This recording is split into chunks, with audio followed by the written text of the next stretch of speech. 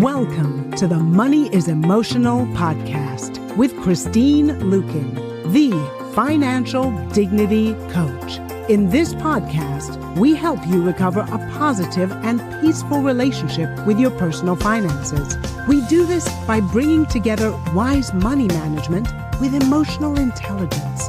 Join us for this journey where we navigate our relationship with money as Christine Luken draws from years of experience and guest experts to help you get to the root of your money issues. Hello and welcome to Money is Emotional with your host, Christine Luken. Christine, it is good to be back with you. How are you? I'm great. How are you? I'm doing fantastic. I'm glad to be back talking about things that we care about. I love the subject today. You're talking about why people give up on their money goals. And you and I have talked about goal setting a lot on air and off air. I think it's incredibly important. Obviously you do. And so I'd like a little bit of insight into this. This is going to be fun. Yeah. Well, I was actually kind of shocked that most people give up on their New Year's resolutions, which includes their money goals, within 2 weeks of making them. Yeah. In fact, the second Friday of January is known as National Quitters Day. Are you serious? I swear. I've never heard that before. I just heard that recently and I was like, wow. Well, 2 that'd weeks. be great. Yeah, it'd be great if it was like smoking, right? If National Quitters Day, it's a positive. It was, we're going to quit smoking. We're going to, quit, beating our dog or something. But no, that sounds pretty negative. Yeah. And so when I heard that, I'm like, you know what? Why do people quit? Yeah. On their money goals? And how can we create money goals that we're actually excited to achieve and want to stick with them? Like, that's really the important thing. Yeah, I mean, I think that, I'll be honest, I've quit on goals. Usually it's weight loss goals. Just to be straight out, potato chips have won, ice cream has won, or I've just been like, oh, this is really making me tired and sore. This is unpleasant. So yeah, I can see that, but I don't know. Why do people quit on money goals specifically? I mean, is it the same kind of thing? It's just getting tough or what? Well, you know what? I have actually narrowed it down to 5 reasons why I think people give up on their money goals. And then we're just going to talk about, like, for each one, how can we tweak it to overcome that? Okay. And the first reason is that you have too many money goals. Sometimes, especially at the beginning of the year, we can get really ambitious. Oh, yeah. Right? Like, this is the year. This is the year I'm going to get out of debt. This is the year I'm going to budget. This is the year I'm going to max out my retirement account. Yeah. Right. And the list goes on and on and on. And what happens is when we have too many money goals, it can lead to overwhelm because we don't know where to focus, especially when we've got competing priorities. Now, if we are trying to pay off our debt and max out our retirement account, when we have a decision to make, it's like, well, what do I do? Right? Do I take that extra money and put it towards my debt? Do I take the extra money and put it towards my retirement? It can lead to indecision. And then, like, the worst case scenario that happens is we end up spending that money while we're trying to decide which of our priorities to put it towards. And then it goes to neither of those priorities. So I recommend one major focus for the year, at the maximum 2. Okay. Now, if you think that I might be able to accomplish this before the year is up, then maybe we do pick like a secondary or a backup money goal. Because what happens is when we're focused, it makes things easier. And you've probably heard of decision fatigue. Have you heard of this? Analysis paralysis, is that kind of the same thing? Yeah, it is. it's like it's overthinking, Yes. right? We have too many things to think about. And, decision fatigue basically means if we have too many decisions that we have to make during the course of the day or the course of the week, it's just like we get worn out and we just don't make the best decisions. Absolutely. So if we decide at the beginning of the year that this one thing is our focus,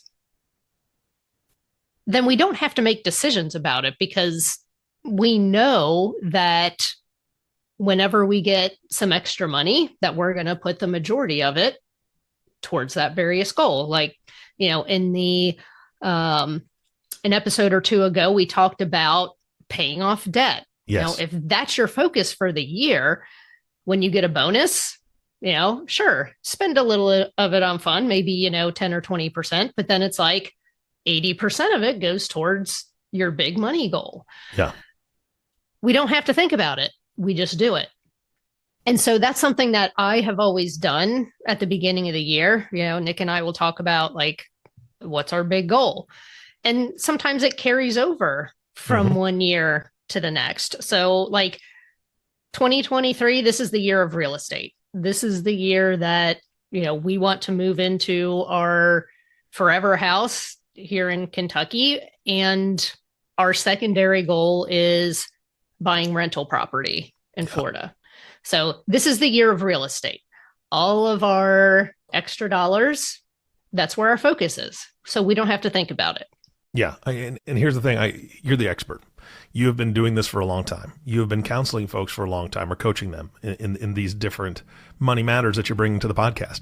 And I love the fact that you brought up the podcast where you're talking about eliminating debt. And for anybody who hasn't heard that, go back and listen to it, because it's not just about eliminating debt. You spoke about different ways to do it based on your personality. And I think that plays into exactly what you're talking about now. At least that's how I feel, is that if your personality is one that, hey, I can focus on this one thing and really put a lot of effort into it and feel that success, and it's very rewarding to you, then that's exactly the way you need to do it. And if it's a little here, little there, different goals that you're tackling a little bit at a time, and that's your personality, great, go for it.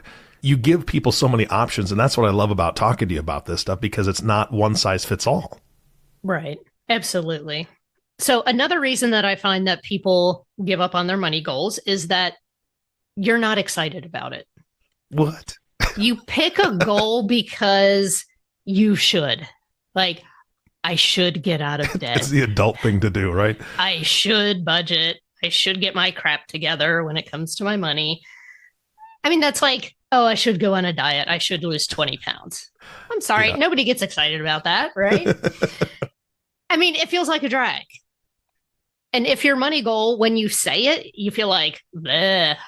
Yeah. That is a sure sign that it's the wrong goal, or we need to reframe it. Give me an example. So let's look at debt. Okay. Right. We think we should get out of debt. Like we should pay off our credit cards. This is, maybe it's a resolution or a goal that we've made at the beginning of every year, and we haven't achieved it.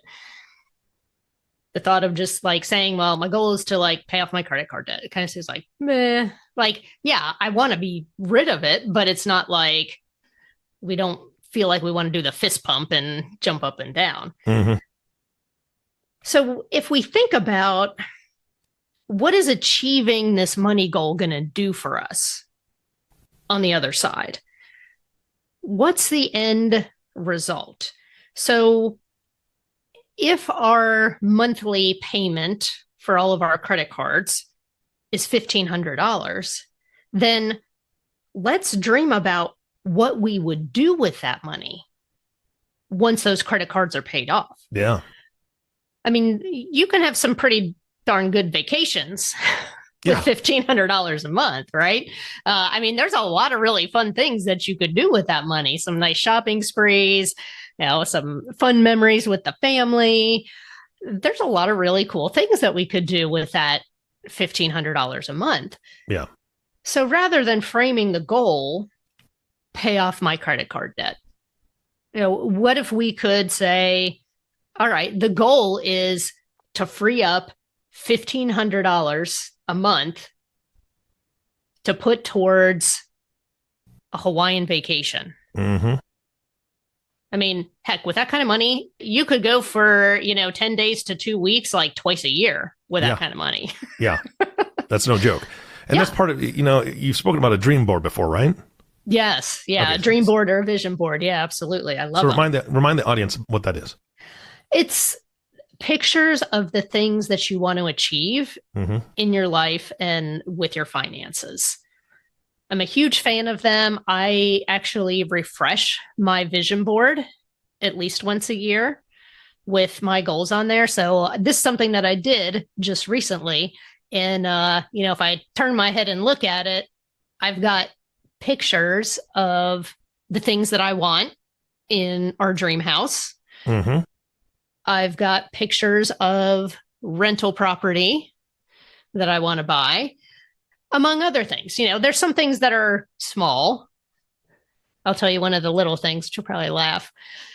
There's a pair of sequined roller skates on my vision board. Really? Yes. Okay. I did not expect that. I'll be honest. It's a small goal. They're $200. So, I am planning that splurge for probably not this month, but maybe next month. But, you got to have some big things. You got to have some little things. As a child of the 80s and 90s, like roller skating was a huge part of my childhood. And I'm still pretty darn good at it. Oh, so, that's awesome. See, yeah. I would have to have the picture of the roller skates on my dream board and then a pair of crutches, a pair of crutches next to those. And the fancy knee brace that I would need to have as well. Yeah, that's fantastic. Yeah. But, having something that you can get excited about, that is really important. Because if you're not excited about the goal, it's just a should. Yeah. Now, the other reason that I see people giving up on their goals, and you alluded to this earlier, is that they're either too hard or sometimes they're actually too easy.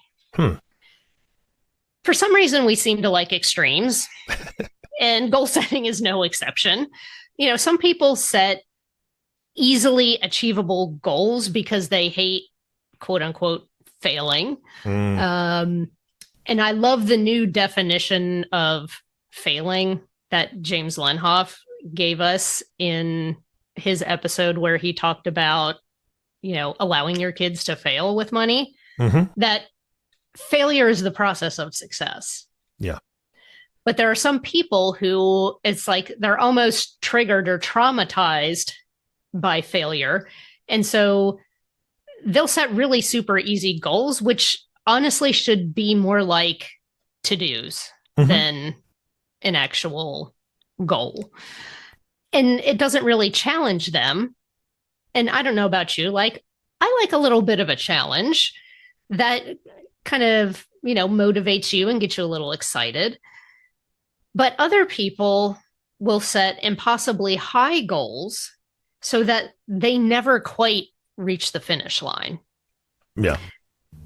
And so what I like to do instead is I like to set what I call range goals when it comes to money. So like a good, better, best scenario for your goal. And for example, that might be, if let's just say someone's listening, they're self-employed and they have an income goal for the year. Last year, let's just say they made $60,000 in their business and they're like, okay, what do I want to make for the next year? Well, setting a goal to do 60 or 70,000 and you've raised your prices, that's going to be too easy, right? Because it's pretty predictable that you're going to go ahead and achieve that anyways, right? Yeah. So that might be a little too easy. But then on the flip side, if someone says, okay, well, I want it to be 100, that might be almost too much of a stretch. Yeah. So maybe we set a good, better, best type of goal where we say, it would be great, it would be good, if I can do 75,000, and in fact, I'm pretty darn sure I can do that. Mm-hmm. And then we might say, a great goal might be 90,000. And like the best goal would be more than six figures, right? So maybe be 110 or whatever. To have that range, because more than likely you're going to be somewhere in the middle of that range and you're still going to feel good about it. Yeah. So if you're like, next year, I want my income to be between 75 and 110,000. Mm-hmm. More than likely you're going to achieve that. But with having that range, especially once you surpass that first number, that second number kind of pulls you forward. Yeah. Like, ooh, we've already got the 75. Well, how close can we get to the 110? Mm-hmm. And chances are you're probably going to get close to it. And you're also not going to feel like you're a failure if you don't reach the upper end. Yeah. Now, income goals are different than getting out of debt goals kind of thing. Absolutely. But that being said, using your example, do you believe in rewards for hitting your goals and especially on range goals? Like yes. If I hit that 75, this is the reward I'm going to do. We're going to take a long weekend at a spa, right? If I hit the better goal, we're going to do a spa in Hawaii. If we do the best goal, we're going to do a spa in Hawaii and stop in Tahiti, whatever that is, right? Do you believe in those types of reward systems to where, as a motivator, just out of curiosity? Yeah, no, I think those are really good. There are some people who are really motivated by those positive rewards. Mm-hmm. And so you probably know whether you're that type of person or not. I am very motivated by the positive goals and getting the check marks. And I was one of those nerds where it's like, I loved getting the gold star. And if I could get extra credit, and get the extra sticker from the teacher, it was just like, that really drove me. Like I loved getting the rewards. But I also know that there's some people who that doesn't really motivate them. They're more motivated by the stick than the carrot. Mm-hmm. And so sometimes we can actually work in punishments if you don't get to a certain milestone by a particular time, right? So if we look at that goal and we say, okay, all things being equal, barring some catastrophe, there's really no good reason that I shouldn't earn $75,000 this year because I've raised my prices in my business. If I have the exact same amount of business, this is automatically going to happen. Yeah.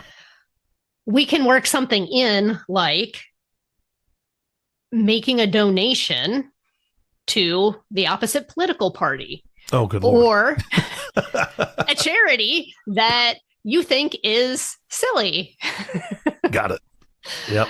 And sometimes this is fun to do with a friend where it's like, you kind of have this little competitive spirit. Like if I don't stick with this, then you get to hold me accountable and you get to tell me where I'm donating this money or vice versa. Some people are more driven by competition and not losing versus getting the gold stars or getting the spot A's. Yeah. I'm just going to say, if anybody's thinking getting the tattoo of your competition's logo, that's a bad idea. That's a bad one. Don't do that one. And the gold star thing just cracks me up because I was somewhat motivated by the gold star thing, but I was also the kid in fourth grade that he found the sheet of gold stars in my mom's desk and I took it to school and I started putting stars on my own stuff. Oh my God. The teacher didn't give them to me. Yeah, teacher didn't give them to me. She's like, wait a second. That was a C or a D. Well, how do you have 3 gold stars on there? Anywho, yeah. There's another glimpse into the psychology of Eric. Yes. That's so funny. So the fourth reason that I see people giving up on their money goals is that they use timelines to beat themselves up. Oh, okay. So yes, we should create approximate timelines for our goals. because having a sense of urgency does motivate us to action. So, for example, if I'm thinking about writing my next book and I know when I want it published, I know when I need to start writing it.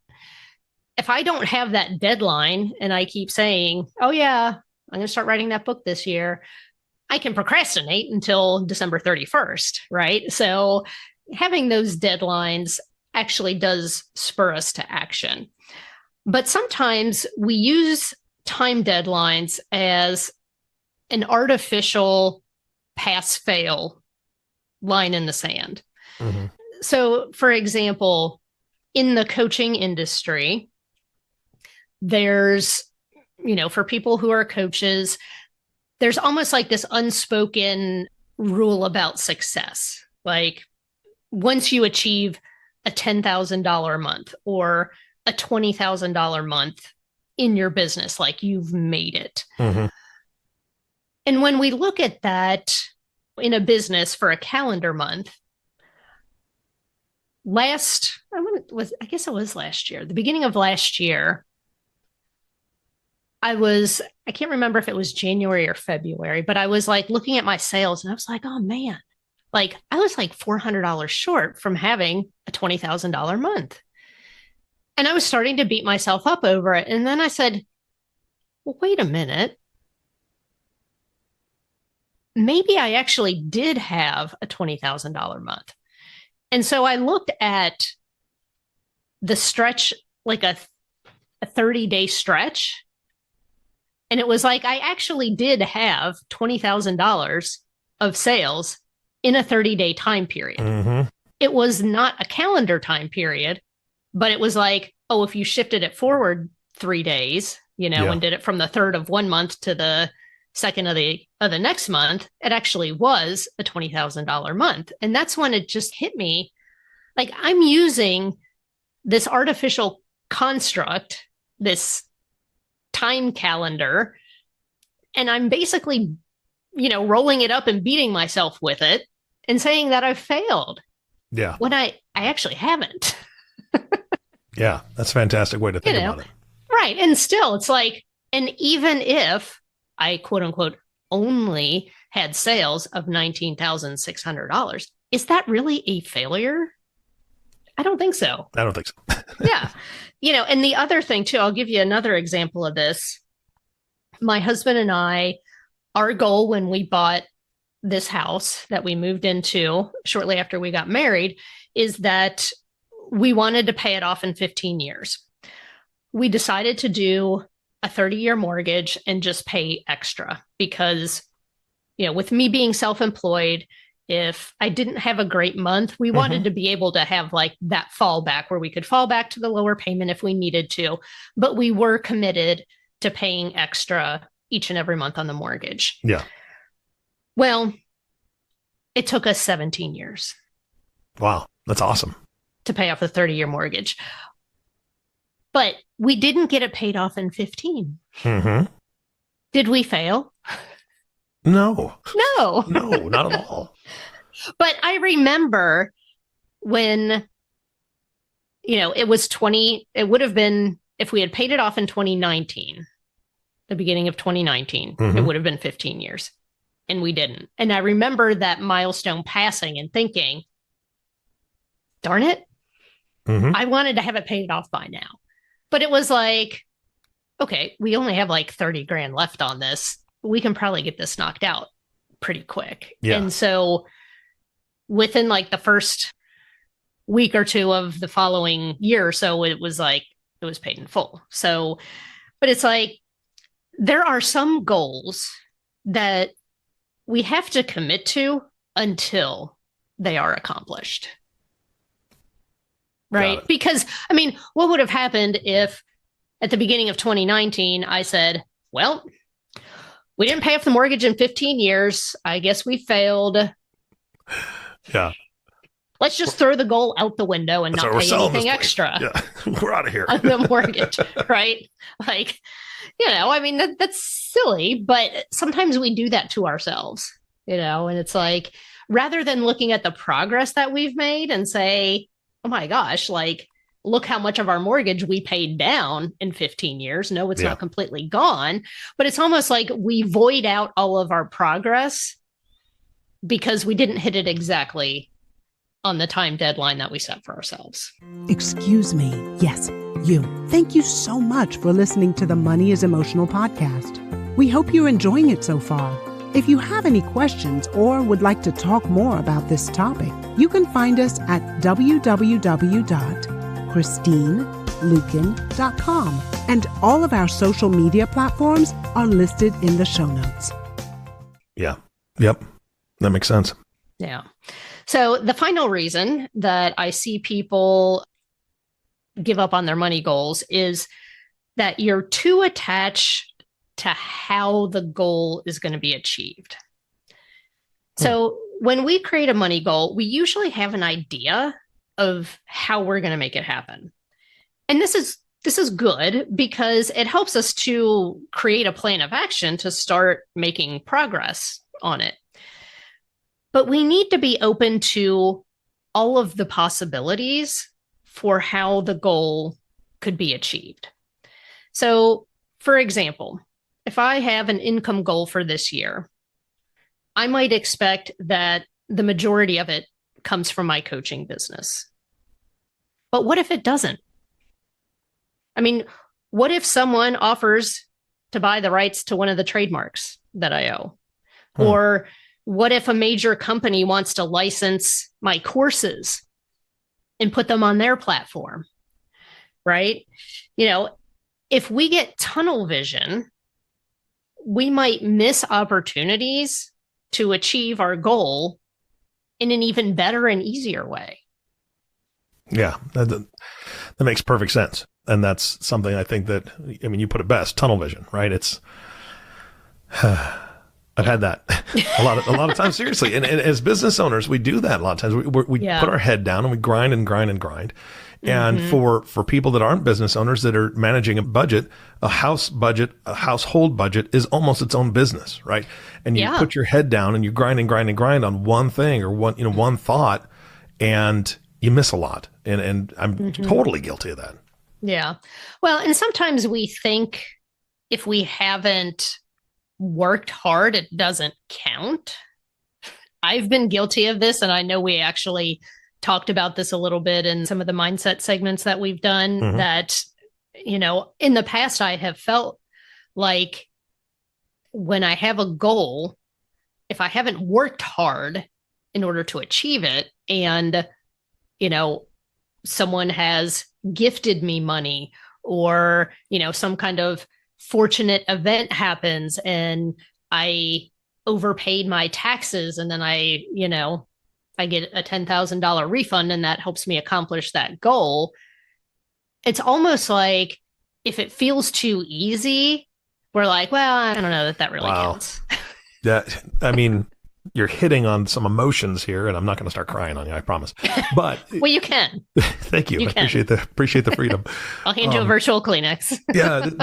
This just happened last year, because you and I have talked about this off air, but my wife and I sold one of our houses, and moved into our other house, which was a rental property for years. And so now it's an opportunity for us to fix it up and kind of make it our own for a few more years. But because we sold last March at the very height of, the market, and it was in a good school district and all that. Obviously that's why we sold, is because it was a very desirable house. We were able to become debt free very quickly, and it was like cheating, right? It was like we cheated, but it was because we got so much offered on that house, and we had such a surplus that enabled us to tackle something that we had wanted to tackle for 20 years, but not even come close to it. But all of a sudden it's like, done.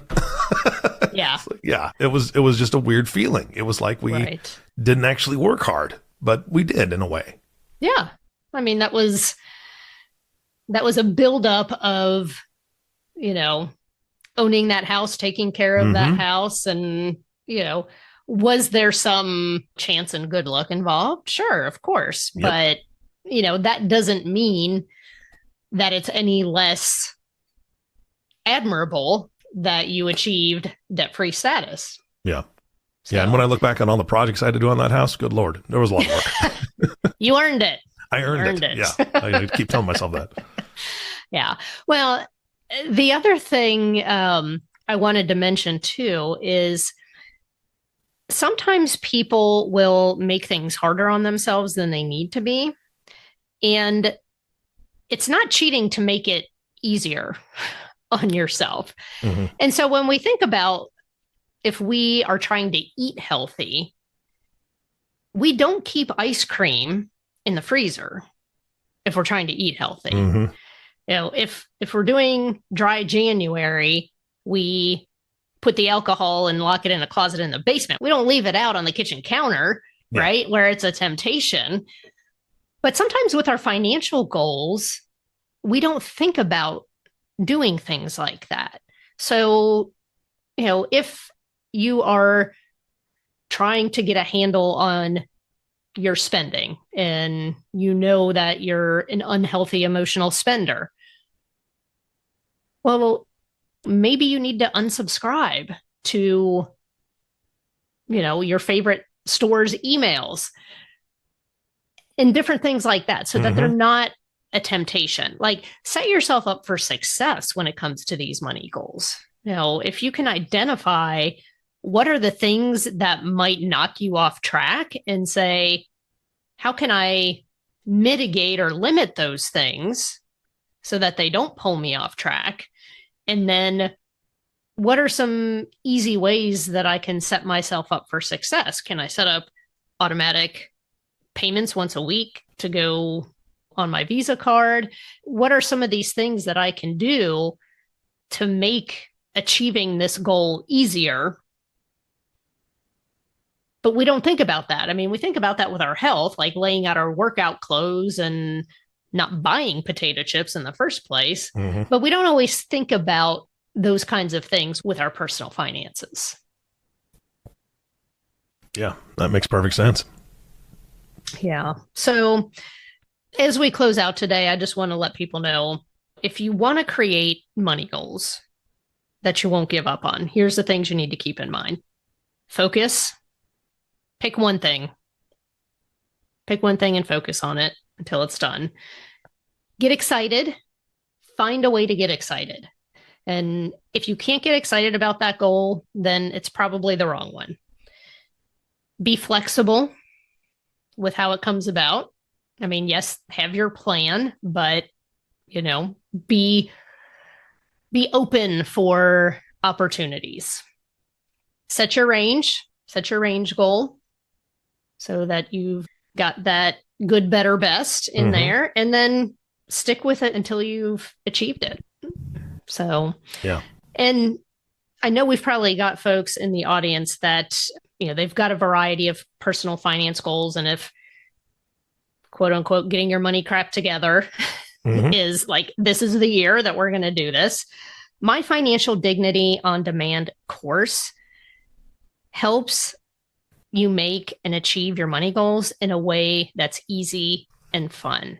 And it covers all aspects of your personal finances, everything from spending to saving to debt reduction to the emotional side of money. And it's super easy to find. It's financialdignityondemand.com. And I've actually created a promo code specifically for our podcast listeners, and the podcast, that's the promo code at the checkout. And it's actually a sizable discount on that course. All right. Definitely something to check out. For those that are long-term listeners, they've heard you talk about this before. Bottom line is that there is no judgment, right? It's just not something that you even deal with. These are all personal issues. People are embarrassed a lot of times. And I love the Financial Dignity on Demand. Yeah. I mean, it's just, it makes a lot of sense, and it's private, right? It's private in a way. It's just them and you know, the help that you're giving them. So I love that. So thank you for that. Any other closing thoughts? Oh, you know, just don't shy away from those goals. And here's the thing. If you were one of those people that quit after 2 weeks, one of my friends, I think it was on LinkedIn, said, can we reframe National Quitters Day to National Reset Day? So no matter when you're listening to this, if you made a goal and you haven't stuck with it, rather than saying, I'm a failure. I quit on this. Let's just hit the reset button. Yeah. Because now after listening to this, why the money goal was hard to stick with. And so you can make some of these tweaks, some of these adjustments, hit that reset button, and go for it again. Fantastic. Love it. Thank you, Christine. This has been awesome. As always. You bet. So much fun. It is. And our last thank you always goes to you, listening audience. Thank you so much for tuning in and listening to the Money is Emotional podcast with Christine Luken. If you have not subscribed to the podcast yet, please click the subscribe now button below. This way, when Christine comes out with a new podcast, it'll show up directly on your listening device. And we humbly ask you to share this podcast, rate it, and leave a review, as this actually does help others find the show. Again, thank you so much for listening today. For everyone at Money is Emotional, this is Eric Johnson reminding you to live your best day every day. And we'll see you next time.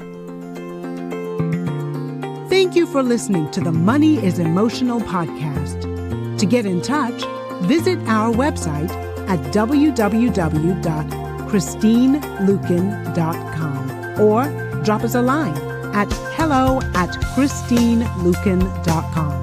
And don't forget to click the follow button to be notified when new episodes become available.